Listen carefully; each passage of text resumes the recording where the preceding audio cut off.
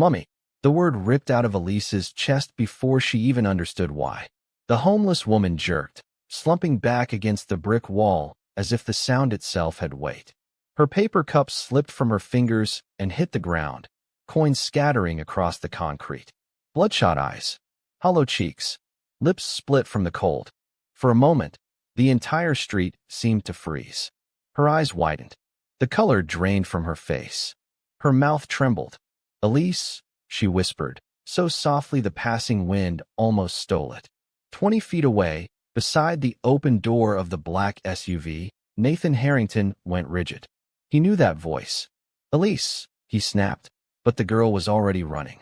She sprinted across the sidewalk, nearly tripping over a crack, and threw herself at the homeless woman with the desperate force of a child finding oxygen after drowning. The woman caught her instinctively. Her arms remembered the weight before her mind caught up. The smell of shampoo. The warmth of small hands. The way the girl burrowed into the hollow of her neck like she'd done 1,000 times before. The world tilted. People turned. Phones lifted. A couple slowed, their cameras coming out the moment they recognized the billionaire by the SUV. Nathan's heartbeat pounded in his ears as he stalked toward them. "Grace, let her go," he said, low, dangerous. Grace flinched at his voice. Her arms tightened around Elise without meaning to. Her whole body shook. "I knew you'd come back," Elise sobbed into her shoulder. "I knew you would. I knew you weren't really gone." Grace squeezed her eyes shut. Pain carved through her chest. "Elise," she rasped. "Sweetheart." Nathan grabbed his daughter's arm. "Let go," he ordered. Elise twisted away. She had never done that before. "No," she cried, voice cracking. "Don't touch her like that." People were watching openly now. A man in a suit muttered, "That's Harrington." A woman lifted her phone higher, angling for a better shot. Grace tried to stand. Her legs trembled. The oversized coat slipped from her shoulders, exposing bruised, bony wrists. Her eyes met Nathan's. Once, they'd held quiet confidence and inconvenient honesty. Now they held fear and something heavier. Recognition laced with hatred. "Nathan," she whispered, his name tasting like rust and blood. His jaw clenched until it hurt. "You shouldn't be anywhere near my family." "Daddy, stop." Elise sobbed. She reached toward Grace again. "She's my mom." "She is. I remember. I remember." "You don't remember anything." Nathan snapped, louder than he meant. More heads turned. "Your mother is dead. Get in the car." The word dead hit Elise like a slap. Her face collapsed. Grace made a small, strangled sound. "Nathan," she said hoarsely, "you're scaring her." "You don't tell me what to do with my child," he said, each word iced. "Not after what happened." Grace recoiled. "What happened?" she repeated quietly, rage flickering under the exhaustion. "Is you destroyed me because I told you the truth." His eyes flashed. "We're not doing this here." He pulled Elise harder. She cried out, fingers slipping from Grace's. "Daddy," she screamed. "Don't take me from her. Please. She's my mommy." She is. Nathan dragged her toward the SUV. Grace stumbled after them. One shaking hand stretched out through the cold air, never quite touching them. The black door swallowed the child. The window slid up, cutting off her cries mid-plea. Grace stood there as the SUV pulled away, arms still raised. She watched the car shrink into traffic until it became just another anonymous, dark shape. Her arm dropped. Someone nudged her fallen cup toward her with the toe of their shoe. Coins clinked together with a stupid, bright cheerfulness. People moved on. A gust of dirty wind sliced through her thin clothes. Her bones ached. Her lungs burned. Grace slid down the wall until she hit the ground, arms wrapping around her ribs like she could hold herself together by force. Then, for the first time in weeks, she stopped trying to hold anything back. She cried for the girl who still called her mommy. She cried for the man who had turned her life into rubble. And she cried because some pathetic, stubborn part of her had always known this could happen. The past doesn't stay buried, especially when it has your eyes. The Harrington mansion glowed with warm light, but inside Nathan's chest everything felt hollow. He stood in the doorway of Elise's bedroom. She lay curled on her side, facing the wall, shoulders shaking under the blanket. Her stuffed rabbit lay on the floor, abandoned. She hadn't spoken to him since they came home. The nanny had tried. The housekeeper had tried. Elise had turned her face to the wall for all of them. She kept calling that woman Mommy. The nanny whispered in the hall. Nathan, kids don't just invent that. She's confused, he said. He didn't believe it. He stepped into the room. Elise, he said softly. No response. He sat on the edge of the bed, leaving space between them. Sweetheart, we need to talk. Go away, she whispered into her pillow. You scared me, he said. Running off like that. You can't do that. You scared her, Elise said. You scared Mommy. His chest tightened. She is not your mother. Silence. She smelled like home, Elise whispered. Tears burned behind his eyes. He blinked them away, annoyed at himself. She's a stranger, he said. Sometimes our brains play tricks when we're little. You don't remember your mom. Not really. You were too young.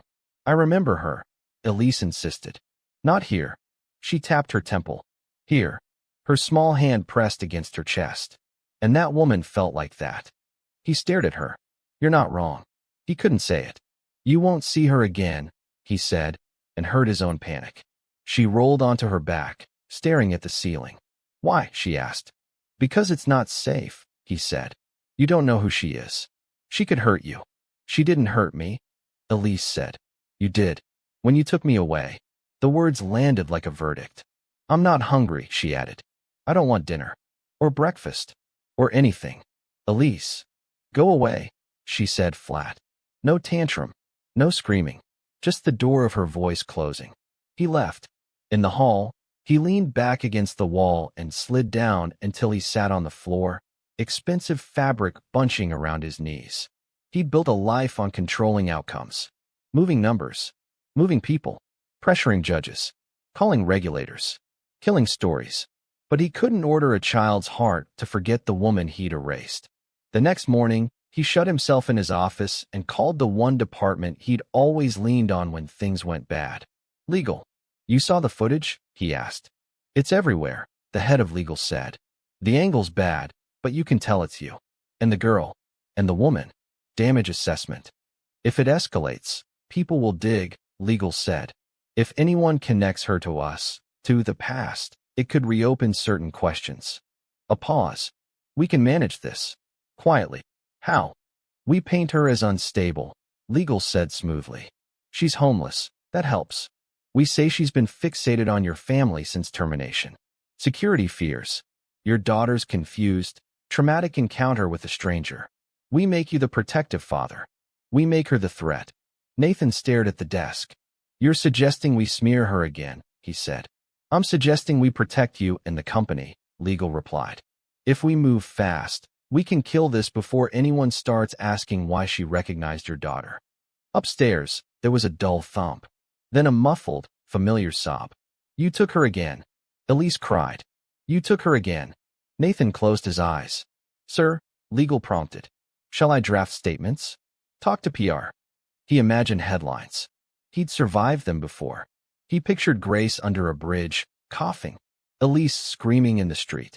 The way Grace's knees had buckled when she heard, Your mother is dead. His voice felt like it belonged to someone else when he finally answered. No, he said. Excuse me. No statements. No narratives, he said. You don't say her name to anyone. You don't move against her. Not this time. Mr. Harrington. We're done, he said, and hung up. For the first time in years, he chose not to pull the kill switch. The day he'd ruined her, the boardroom had been full. Polished wood. Cold light. The low hum of tension that meant real money was at stake. Mr. Harrington, Grace had said, standing at the far end of the table. These invoices are fake. Shell companies. Money's disappearing. You're signing off on losses that don't exist. She'd spoken like she trusted the room to care more about numbers than politics. He remembered the way every head had turned toward him. He'd already seen some of the documents. Enough to know something was off. Enough to know digging deeper meant time and scandal and more headlines about how the company was slipping along with its grieving CEO. You're accusing this company of fraud? Legal had asked, voice ice. I'm saying we need to investigate, Grace replied. If this leaks, and we did nothing, the damage. The damage, Nathan cut in, is what you're doing right now. Her eyes flicked to him, hurt and disbelief colliding. What I'm doing is my job. Your job, he'd said, is to assist, not throw around accusations you don't understand. I understand the numbers, she'd said, voice shaking but steady.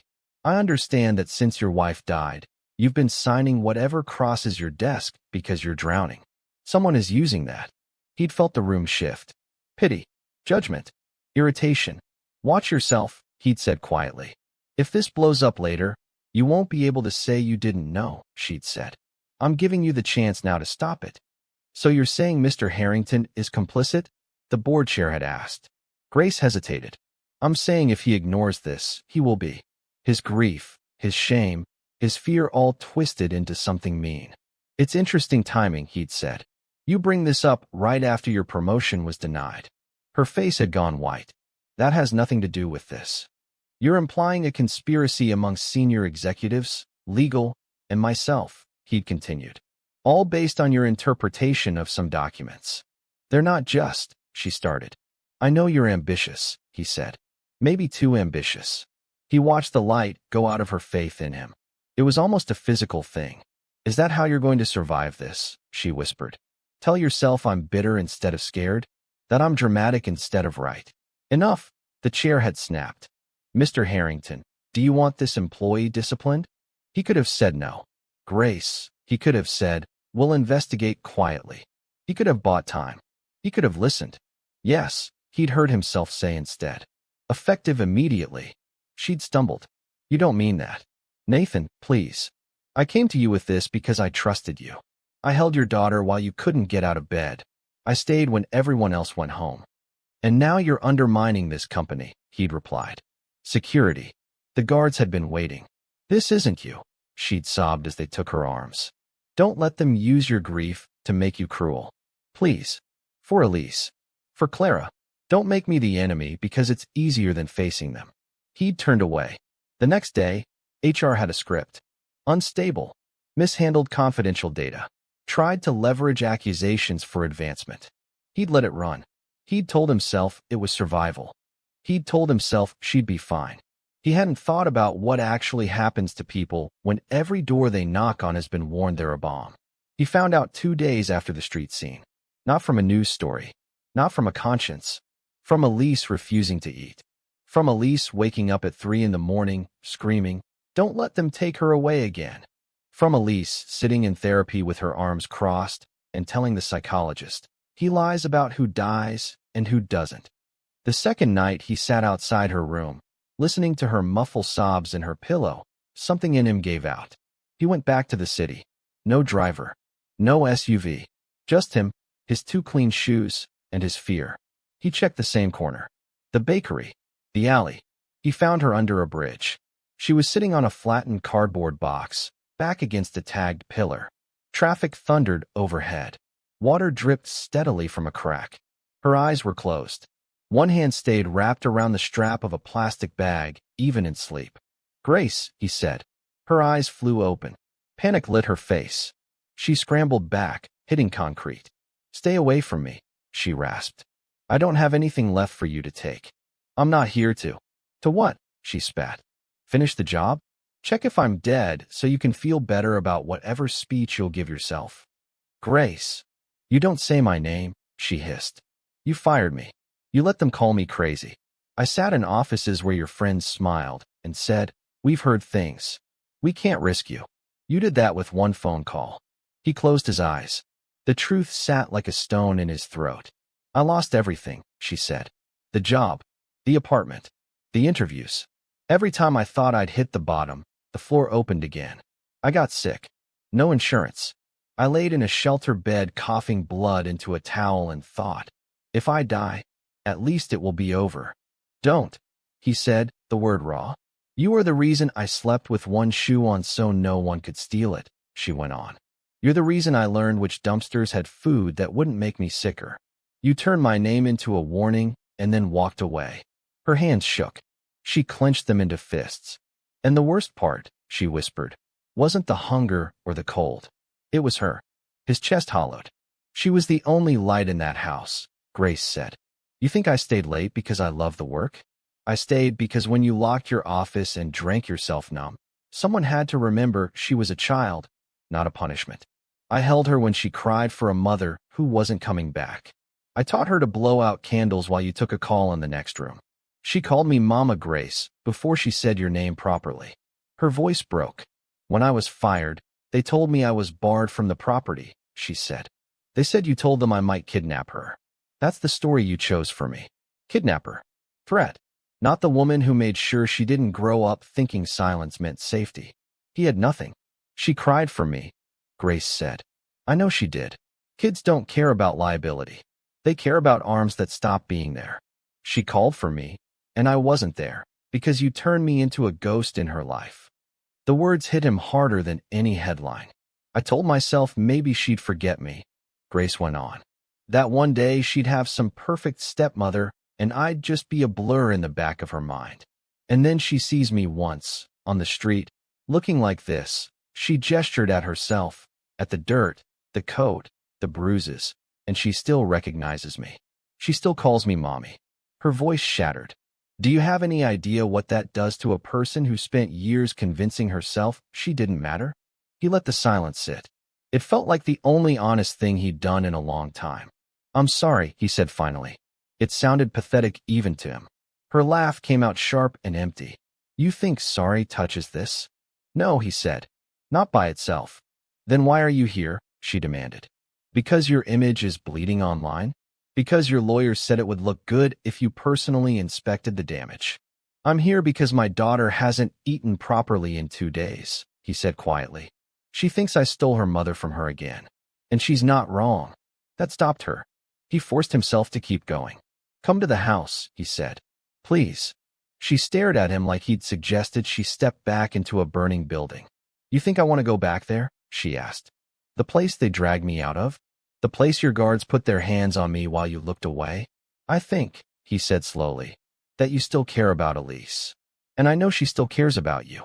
She remembered you when I did everything I could to erase you. That means something. It has to. She pressed the heel of her hand into her eyes. When she spoke again, her voice was frayed. I don't trust you, she said. You shouldn't, he replied immediately. I've given you every reason not to. For the first time, something like surprise flickered across her face. He shrugged off his coat and put it around her shoulders. She tensed, then let it sit. You'd have your own room, he said. A doctor. Food. Heat. You wouldn't owe me anything. You could leave whenever you wanted. But if you don't come, Elise will keep tearing herself apart over someone she doesn't understand, and I don't know how to stop that without you. She stared at him. You took whistleblower and turned it into unstable liability, she said. You turned my name into a threat people warn each other about. I want you to hear that sentence in your own voice for the rest of your life. I will, he said. I already do. I'll come, she said finally. Not for you. For her. He exhaled, the breath shaking. But listen carefully, she added. You don't get to own my story anymore. If you ever try to twist this, if you even hint I'm unbalanced again, I will walk. And I'll say your name into every microphone I can find. For the first time since the boardroom, he looked at her and didn't flinch from what she saw. Fair, he said. The staff went still when Nathan walked through the front door with a homeless woman in his arms. His suit soaked up the dirt. Her bare feet dangled. Her head lolled weakly against his shoulder. Sir, who is this? The housekeeper whispered. Her name is Grace, he said. She's a guest. Anyone who treats her as anything less is welcome to leave. Tonight. Whispers followed as he climbed the stairs. She was in that video. This is insane. This house isn't a charity. The last voice was louder than it should have been. Elise heard it from her doorway. She rushed out, eyes wide. Daddy, what's? She saw Grace. Her knees nearly gave out. Mommy, she breathed. Grace's eyes flickered open. Elise. Nathan laid her on the guest bed. Before the doctor could even get his bag open, Elise was climbing up, wrapping her arms around Grace's neck like she was afraid someone might yank her away again. Grace winced, then hugged her back with a ferocity that had nothing to do with strength and everything to do with refusal. You came back, Elise sobbed. I knew you would. I knew he was lying when he said he didn't know you. Nathan flinched. In the hallway, a senior staff member muttered, This is going to ruin this house. Elise's head snapped toward the doorway. Say it again, she said, voice shaking. Say that about my mom again. Miss Elise, the woman said, flustered, she's not You're done here, Nathan said, stepping into the hall. Sir, I only meant. Pack your things, he said. Tonight. The hall went dead quiet. Grace's eyes met his over Elise's shoulder. I did lie, he said quietly. Elise twisted back to him, eyes red and furious. You knew her, she whispered. And you said you didn't. Yes, he said. I knew her. And what I did to her is the worst thing I've ever done. Elise stared at him like she didn't recognize him at all. Grace stroked her hair. For now. Grace whispered into the child's ear. All you need to know is I'm here. I'm not leaving tonight. Elise clung tighter. Nathan stepped back as the doctor moved in, feeling like a stranger in his own house. Grace's first night back under that roof was a war between the past and the present. She woke screaming. Twice. Once to the memory of security guards at her arms, polished floors under her feet, her voice echoing down the hallway no one answered. Once to the memory of coughing into a towel that had already gone red. The third time, she didn't make a sound. Her body simply jerked awake, heart slamming, convinced for one dizzying second that she was in the shelter, that someone was standing too close, deciding whether to cut the strap of her bag while she slept. She felt a small hand on her shoulder. Mommy, Elise whispered. You're okay. Grace realized she was shaking. Are you leaving again? Elise asked. No, Grace said. Her throat hurt. Promise. Grace shut her eyes. I will not disappear, she said finally. If I have to go, I'll tell you. No more leaving without words. It wasn't the answer Elise wanted. It was the only honest one Grace trusted herself to give. Elise climbed into the bed without asking, settling against her like she'd never stopped. Grace lay awake long after Elise's breathing steadied, staring at the ceiling, counting the seconds between her own breaths, waiting for the house to remember it hated her. The auditors came. Nathan didn't tell Grace that immediately. He let them work. They dug through records. They followed money. They pulled up emails he'd told himself he'd forgotten. The day their report hit the boardroom table, the atmosphere felt eerily familiar. Same polished wood, same expensive suits, same legal counsel. Different version of him. Had the original internal report been acted upon, the external auditors said, the fraudulent activity would have been contained. Instead, the whistleblower was terminated, and the scheme continued for an additional 18 months. Why? The board chair asked tightly. Were we never informed about this internal report at the time? Because I buried it, Nathan said. Silence. I fired her, he continued. Then I let legal spread a narrative that she was unstable and dangerous. I did it to protect myself.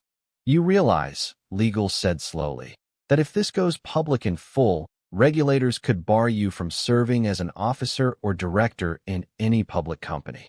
He thought of Grace's face under the bridge. Elise's voice accusing him in the dark. The years he'd let himself believe survival justified everything. I'm aware, Nathan said. I've already offered my resignation as CEO, and I'll accept whatever the regulators decide. The chair stared at him like he'd lost his mind. Your suggestion? Another board member asked. We published the report, Nathan said. All of it. We apologize. We pay restitution. We cooperate with whatever investigation follows. You'll destroy your career, the chair said. My career destroyed her life, he replied. Feels like a late trade. They called him reckless, naive, emotional. He walked out knowing it was the first time in years he'd chosen something because it was right, not because it was safe. The press conference was not clean. Cameras flashed. Reporters shouted. Share price tickers rolled downhill on screens in the back. Nathan started with the prepared statement. When he reached the phrase, former employee, he stopped. Her name is Grace Okafor, he said. She warned us about the fraud years ago. I fired her. I allowed my company to paint her as unstable. I did it to protect myself and my position. As a result, she lost her career and, for a time, everything else. He could feel sweat between his shoulder blades. There is no excuse, he said. Only what happened. A man with power refused to listen to the one person telling him the truth. That man was me. A reporter shouted, "Are you stepping down?" "Yes," Nathan said. "I've offered my resignation as CEO, and I will accept any decision regulators make about my ability to serve in leadership again." She didn't get to choose her punishment. "I won't fight mine."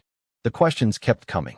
Some gleeful, some vicious, some almost hungry for his humiliation. He answered what he could and refused to spin what he couldn't. Later, when the regulatory ruling came and stated in dry letters that he was barred for life from acting as an officer or director in any public company, he read the paper once and framed it, not as a martyrdom badge, as proof that consequences had finally found him. Grace didn't watch the press conference live. She watched later, alone, replayed on a borrowed laptop. She watched him say her name. The next day, she sat across from a different interviewer. "He says he ruined your life," the host said. "Do you agree?" "Yes," Grace said. "He did. Do you forgive him?" She took a breath. "Not the way people like to hear it," she said. "I don't have a neat bow for you. I lost years. I lost work I'll never get back. I lost pieces of myself I'm still not sure how to rebuild. There isn't a sentence that cancels that out." The interviewer waited. "But I saw him stand up in front of the same kind of room that destroyed me and put his own head on the block," she continued. "I saw him choose truth over comfort, finally. That doesn't erase what he did. It just means he isn't still doing it. Time didn't dissolve anything. It just layered new days on top of old damage." Over the next year, Nathan went from CEO to a man with a keycard that opened an office in a nonprofit building with bad coffee and flickering lights. He sat with whistleblowers who hadn't been believed. Not as a savior. Most of them did not care who he'd used to be, but as a man who could sign checks and pay lawyers. Some refused his help when they recognized his name. He didn't blame them. He spoke on panels where people stared at him like he was a case study and asked, "What made you change?" as if there was a clean answer that didn't involve his daughter's screams and a woman under a bridge who wouldn't let him off the hook. Grace moved out of his guest room as soon as her body stopped shaking long enough for her to climb stairs without getting dizzy. Restitution money from the company went into an apartment lease in her name. Her own couch, her own keys, no gates, no staff whispering when she walked past. She started consulting. At first, small firms, then bigger ones, then the same size as the one that had thrown her away. They introduced her as a specialist in ethics and whistleblower protection. No one mentioned the nights she'd slept with one shoe on. She mentioned it sometimes anyway. Elise split her time.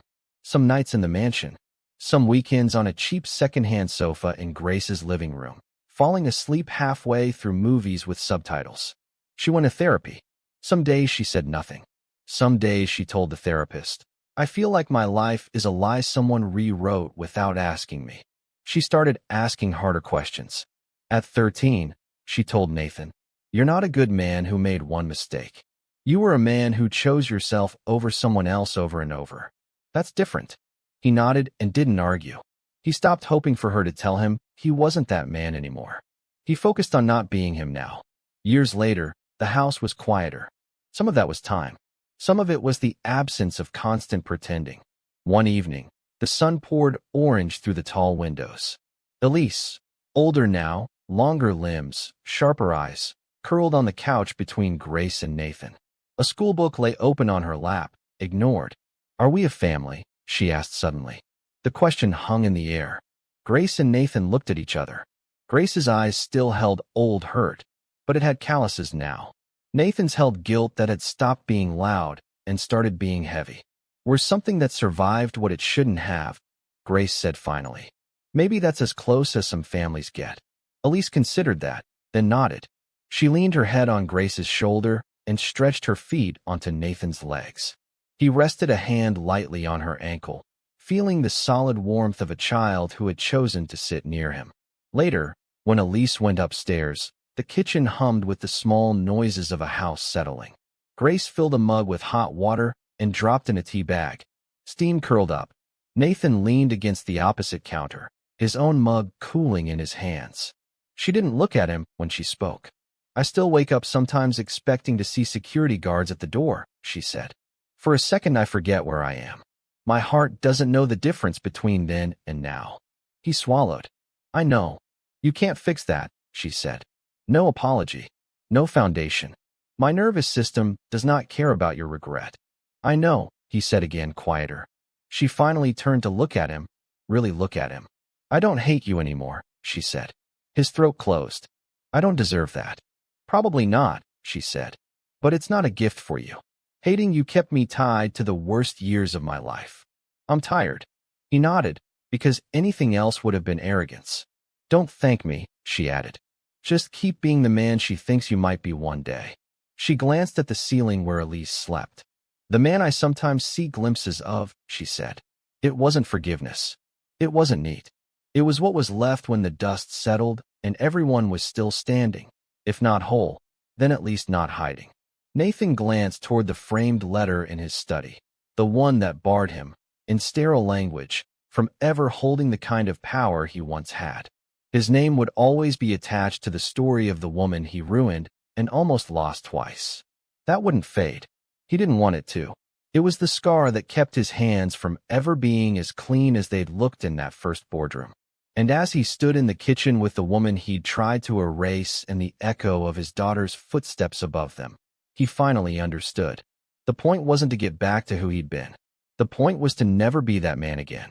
If you enjoyed this story and want more inspiring lessons like this, don't forget to like the video, subscribe, and turn on notifications so you never miss one.